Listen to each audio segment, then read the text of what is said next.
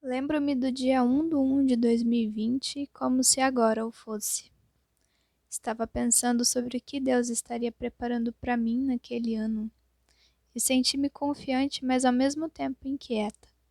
Já soltei aos ventos por várias vezes que 2019 foi-me um ano muito transformador, e dada a minha recente conversão para o coração de meu Senhor Jesus naquele momento, estava enxergando meus pecados com uma clareza ímpar.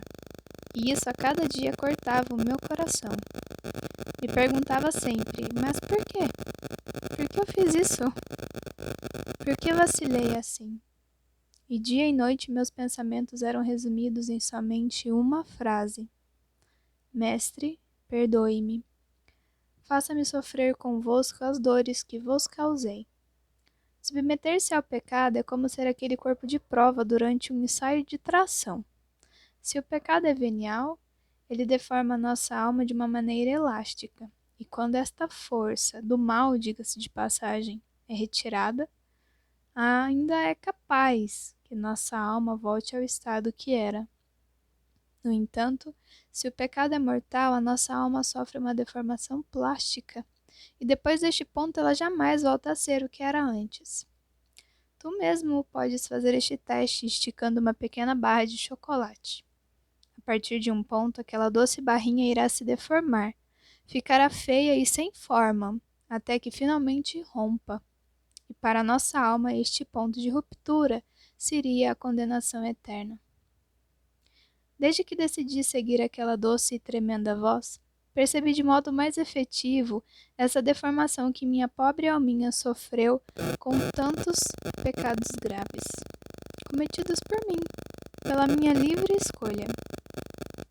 Retomando em mente a minha frase frequente ali de cima, pensava eu que o mestre me faria sentir sua angústia e ira em mim mesma, sobre minha pessoa. E claro, mesmo com medo, eu buscava criar coragem para repetir: Mestre, perdoe-me. Faça-me sofrer convosco as dores que vos causei. Então, chegou março de 2020. Minha mãe começou a reclamar de uma vermelhidão nos seios e de repente notamos uma grande íngua nas axilas. O primeiro diagnóstico foi inflamação nos seios, que poderia ter surgido com algum machucado nas axilas, e por isso a tal da íngua. Ainda assim, o médico solicitou uma mamografia, somente para ficarmos livres de qualquer suspeita mais grave. O primeiro exame já veio alterado, e dali seguiu-se uma série de mamografias, ultrassonografias, tomografias, biópsias. Por misericórdia do mestre, meu coração já sabia que algo estava errado. E a fim de pedir por uma força sobre-humana para lidar com o desconhecido e para ajudar minha mãe, com grande ânimo e coragem, rezei o Santo Terço ao lado de fora do hospital enquanto a esperava sair do consultório. Me lembro de falar à Virgem Santíssima: Senhora, não me deixe chorar. Não me deixe chorar na frente dela. Quando a vi sair, a avistei em prantos e com um olhar profundo e desesperado. Já me tinha sido confirmado então o diagnóstico. Era câncer de mama com metástase nas axilas. E além disso, de um tipo muito raro e agressivo.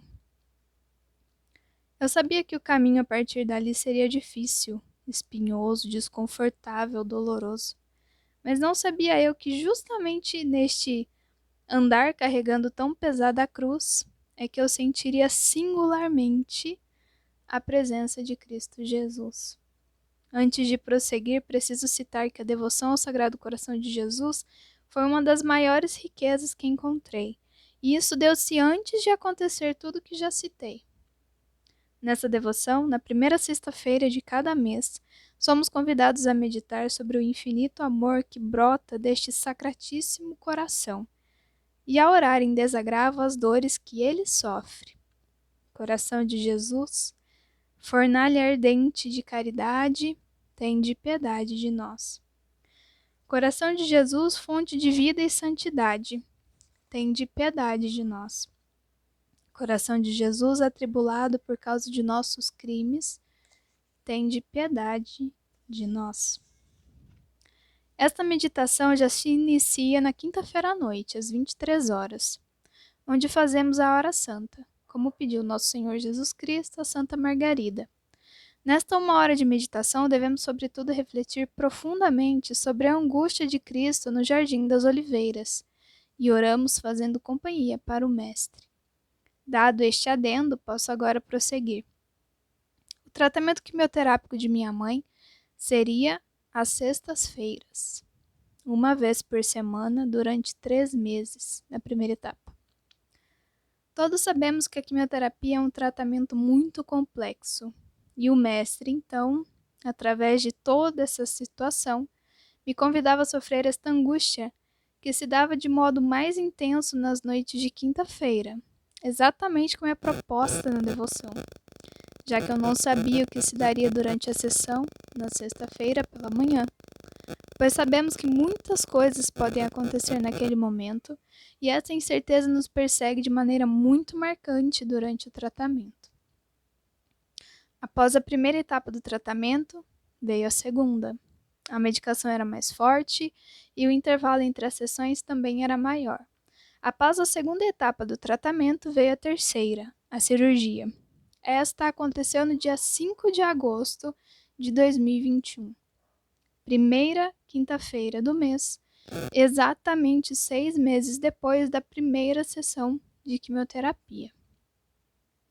Aqui ainda, preciso também fazer uma outra observação. 6 meses antes de 5 de agosto é dia 5 de fevereiro. Como disse, neste dia era o primeiro dia da quimio e estávamos com o coração nas mãos. Naquela manhã me senti impelida a ler o evangelho do dia numa agenda que tinha. E nesta agenda é sempre colocado o santo do dia na parte superior da página. Mas eu nunca tinha reparado nisso. No entanto, naquele dia eu percebi. E lá estava marcado o nome de Santa Águeda. Eu particularmente nunca tinha ouvido nada sobre ela, mas no meu coração senti que deveria guardar este nome para procurar por ele mais tarde. Já estando no hospital, minha mãe entrou para a primeira sessão e eu fui para o carro, onde fiquei aguardando. Fiz minha oração, li um pouco do livro da vida de Santa Teresa, e então fui dar uma olhada no meu Instagram pessoal. Para meu espanto e surpresa, a primeira publicação do feed era uma do padre João Ventura, com a pintura de uma moça segurando panos cheios de sangue sobre os seios. Eis que leio na legenda, Santa Águeda. Ali, ele estava contando sobre a história desta mártir, e para não mais me alongar aqui, quero resumir dizendo que o texto terminava assim. O nome de Santa Águeda é mencionado no Cânon Romano na oração eucarística 1. E sua intercessão é invocada especialmente para a cura do câncer de mama e de outras enfermidades relacionadas aos seios. Retornando ao dia da cirurgia, essa aconteceu tranquilamente pela graça de Deus. Foi realizada uma mastectomia radical da mama esquerda e tudo corria bem. Na noite do dia 5, estava eu com minha mãe, como sua acompanhante, e com os olhos já pesados pela correria daquele dia, me lembrei que deveria fazer a hora santa. Pertinho do quarto onde estávamos fica a capela do hospital, que permanece sempre aberta. Quando o relógio bateu para as 23 horas, lá estava eu, fazendo minhas orações. Me lembro de agradecer pelo sucesso da cirurgia e de colocar no colo do Senhor as minhas angústias e preocupações, mas não pedia por uma cura milagrosa da minha mãe. Só dizia, Mestre, que seja sempre feita a vossa vontade. Chegou a sexta-feira. Acordei com uma frase na minha cabeça que não passava e que me vinha de repente. Seja forte e corajosa. Eu passei o dia tentando entender por que estava acontecendo aquilo. E só descobri mais tarde. Neste dia, ela receberia alta para vir para casa e assim aconteceu. No entanto, ao se aprontar para vir embora, eis que o dreno começa a encher de sangue. e enchendo, até que minha mãe sofre um choque. Ela estava tendo hemorragia interna e isso lhe rendeu um choque hipovolêmico. A correria se instala e ela é levada às pressas para o centro cirúrgico novamente, que pela graça de Deus ficava a poucos metros do quarto. Tudo aconteceu muito rapidamente, muito mesmo, e em menos de 5 minutos ela tinha perdido quase 2 litros de sangue. Ao lado de fora do centro cirúrgico, eu e minha irmã esperávamos por alguma notícia. Aqui eu finalmente entendi o porquê daquela frase que ficou na minha cabeça durante o dia todo. E eu estava numa calma que eu nunca, jamais experimentei na vida. E eu sabia que isso não era meu. A única oração que eu fazia, para a qual era necessária muita força e coragem, era: Mestre, eu amei estar com minha mãezinha todo este tempo. E me seria de muita alegria se eu continuasse a tê-la. Mas não deve ser feita a minha vontade, e sim a vossa vontade. Senhor, que seja conforme a vossa vontade. 3 horas depois, sem nenhuma notícia, o médico sai com a expressão mais exausta que eu já vi na minha vida, mas acompanhada de um grande suspiro do qual eu e minha irmã partilhamos. Minha vontade era de abraçá-lo fortemente, tanto em agradecimento como de consolo, pois era claramente perceptível que ele deu tudo de si para que a vida de minha mãe continuasse. Ele nos disse que se ela estivesse no estacionamento do hospital, ela não estaria ali. Por providência do Senhor, tudo aconteceu conforme tinha de acontecer. Depois de muita luta e transfusão de sangue, tinha dado tudo certo. Dada a gravidade da situação, ela seguiu entubada para a UTI, onde permaneceu por 3 dias. Foi então liberada para o quarto e dias depois estávamos em casa, alegres no Senhor por tamanho presente e milagre. Aos poucos ela foi se recuperando e neste momento, agora, estamos na fase final do tratamento, que é a radioterapia. Muitas coisas aconteceram neste ano. Muitas lágrimas rolaram e muitas alegrias e coisas boas compensaram de longe os choros. No entanto, decidi fazer essa carta de retrospectiva daquilo que julguei mais marcante para minha pessoa neste 2021, que foi a vivência do sofrimento na presença de Deus. A atualidade quase nos obriga a agir de acordo com a diretriz que diz que devemos ser felizes, estarmos sempre sorrindo e alegres, vivendo uma vida plena, sem choros ou desconfortos, pois afinal, o que merecemos é sermos honrados e elevados. Grande mentira e ilusão. Isto só resulta em adultos mimados e egoístas, sem nenhuma humildade ou serenidade de coração. Então, vemos pessoas buscando disfarçar suas dores e angústias com prazeres efêmeros, simplistas e grandemente egoístas. Vemos pessoas que no sofrimento ficam ansiosamente esperando o momento de serem honradas e saírem vitoriosas.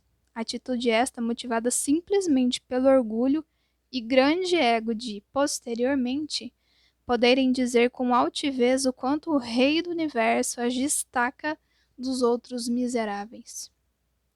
Vemos pessoas que buscam bloquear todo e qualquer indício de aflição por verdadeiro pavor de não se sentirem no controle da ação, que é justamente como deve ser nosso agir perante Deus, ou seja, nos entregarmos em seu colo, como uma criança no colo de sua mãe.